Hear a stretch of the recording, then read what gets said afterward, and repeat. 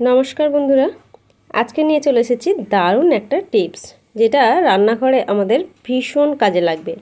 रान्ना करते गेले आमादेर एई जे ग्यासेर बार्नारगुलो एगुलो किन्तु प्रत्येकेरই बाड़ीते एई रकम कालो हये गेछे। तो आजके किभाबे खूब सहजे आपनारा एटाके परिष्कार करबेन तार एकटा छोट्ट टिप्स आपनादेर संगे शेयार करलाम। तो प्रथमेई आमि एखाने एकटा बड़ो पात्र नियेछि तार मध्ये ओई बार्नारगुलोके दिये दियेछि। एबारे एर मध्ये एकटा इनोर पैकेट दिये दिচ্ছি।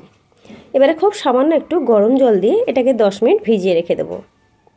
তাতে কি হবে এটা পরিষ্কার হয়তো হবে না কিন্তু এর যে জালিগুলো আছে ফুটো ফুটো আছে ওইগুলো থেকে সমস্ত ময়লাগুলো কিন্তু বেরিয়ে যাবে। তো এবার আমি একটু ঠান্ডা করে নিয়ে এটাকে তুলে নিয়েছি। আমি একটা পাউডার নিয়েছি যেটা সবার বাড়িতে থাকে পিতাম্বরী পাউডার।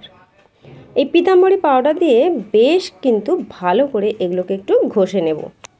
এই পিতাম্বরী পাউডারটা কিন্তু যে কোনো দশকর্মার দোকানে আপনারা পেতে পারবেন। তো এবার আমি এই পাউডার একটু একটু করে নিয়ে বেশ ভালো করে এগুলোকে ঘষে ঘষে মাখিয়ে রাখব। এইভাবে 10 থেকে 15 মিনিট এগুলোকে মাখিয়ে রাখলেই এটা অনেকটাই কিন্তু পরিষ্কার হয়ে যাবে।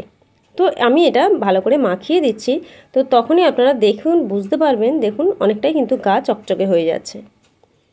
তো এই পিতাম্বরী পাউডার দিয়ে বেশ 10 থেকে 15 মিনিট আমি ঘষে ঘষে এটাকে মাখিয়ে দিচ্ছি। তারপরে এইভাবে কিছুক্ষণ রেখে দেব। এবারে অর্ধেক পাতি লেবু নিয়েছি। এই পাতি লেবু দিয়ে বেশ ভালো করে ঘষে ঘষে অনেকটাই তুলে দেব। কিন্তু এই পাতি লেবুর রস দিলেও কিন্তু অনেকটাই পরিষ্কার হয়ে যাবে।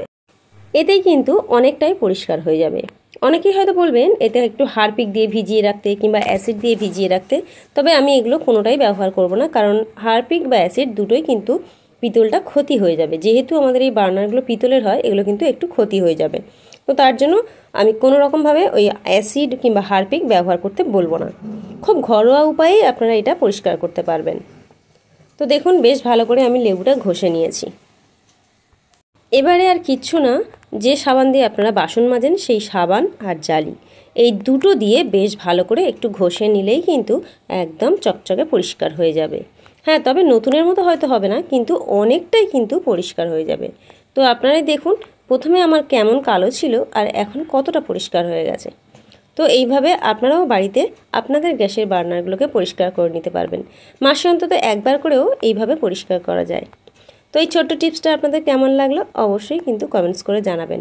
আর একবার হলেও বাড়িতে এইভাবে পরিষ্কার করে দেখবেন, খুব ভালো লাগবে। আর গ্যাসের ফ্লেমটাও কিন্তু খুব জোরে জ্বলবে।